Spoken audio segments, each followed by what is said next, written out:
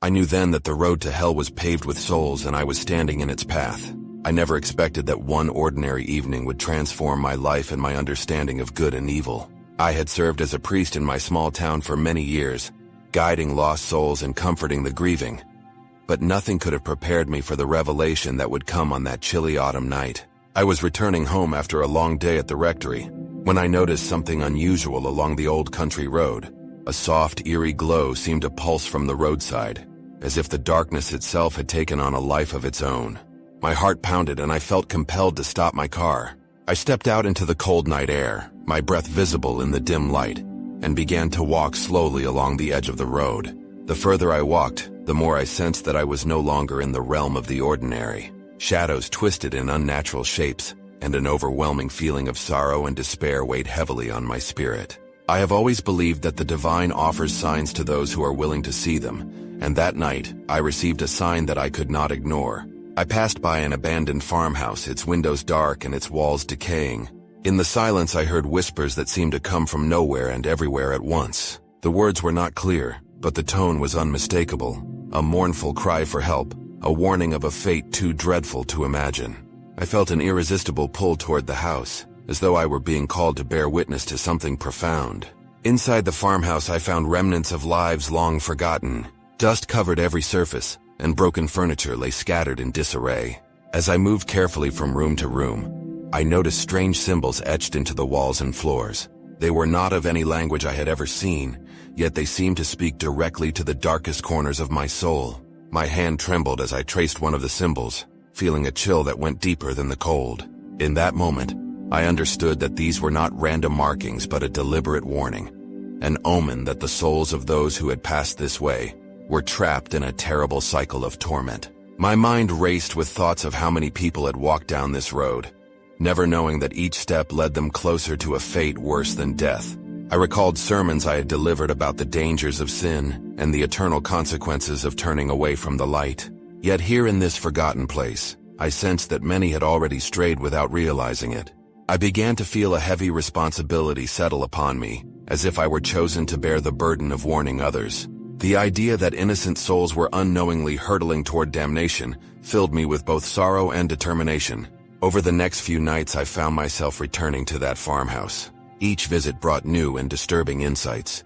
I began to experience vivid dreams and waking visions of a vast, dark landscape, a place where fire and shadow reigned, and the cries of the damned echoed in the air. In these dreams, I saw figures wandering along a twisted, barren path, their faces etched with agony and despair. I recognized some of these faces from my congregation, people I had known all my life, who attended my sermons and trusted in my guidance.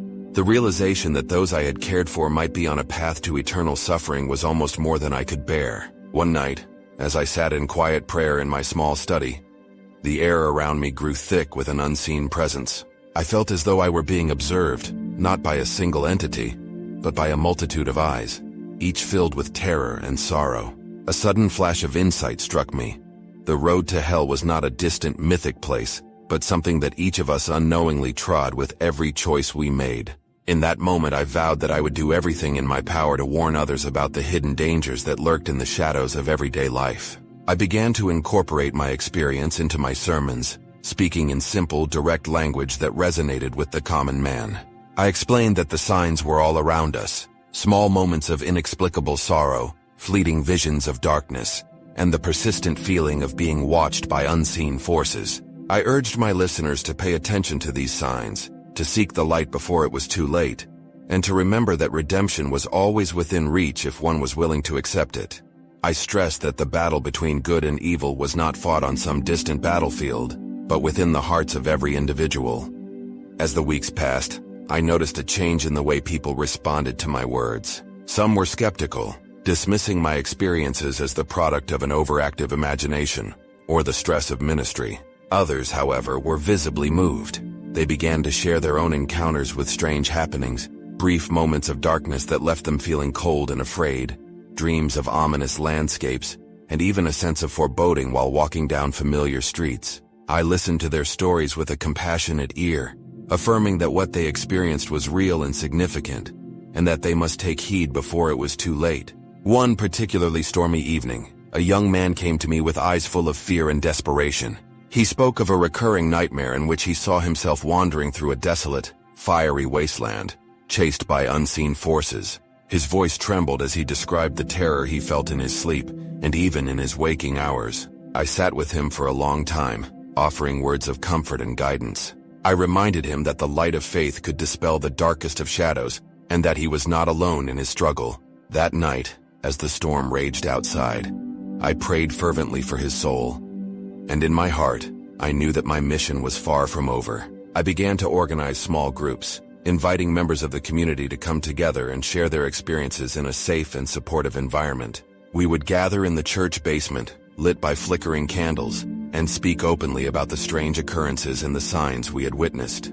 These meetings became a source of strength and reassurance for many, a reminder that even in the face of darkness, we could find hope and redemption through faith and unity. In these gatherings, I witnessed a transformation in the hearts of my flock, as they began to understand that the battle against evil was as much an internal struggle as it was an external one. Over time, the warnings that I had seen in that haunted farmhouse and in my own dreams began to manifest in more tangible ways.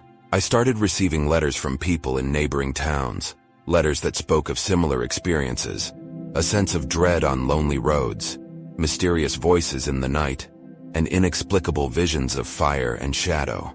It was as if the warning had spread, a silent alarm that urged everyone to wake up to the reality that the world was not as safe or as light-filled as it seemed. I took these letters to heart and added their messages to my sermons, urging everyone to be vigilant and to seek solace in the teachings of love, compassion, and forgiveness. I realized that my experience was a call to action, a reminder that I was meant to be a guardian of souls. Every day as I walked the quiet streets of our town, I felt a renewed sense of purpose.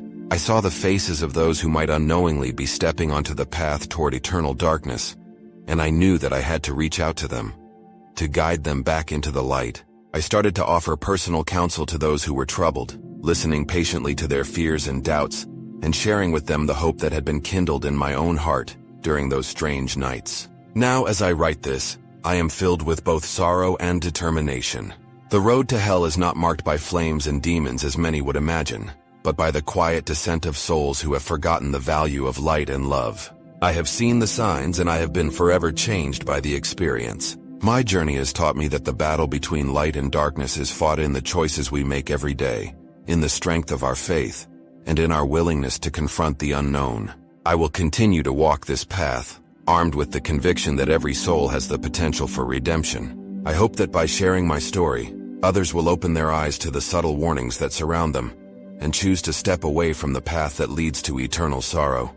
It is my sincere prayer that no one else will have to endure the horror of realizing too late that they have been led astray. The road to hell is closer than we think, and it is my duty to shine a light on it, hoping that in doing so, I may save a few lost souls from a fate that is both tragic and irreversible.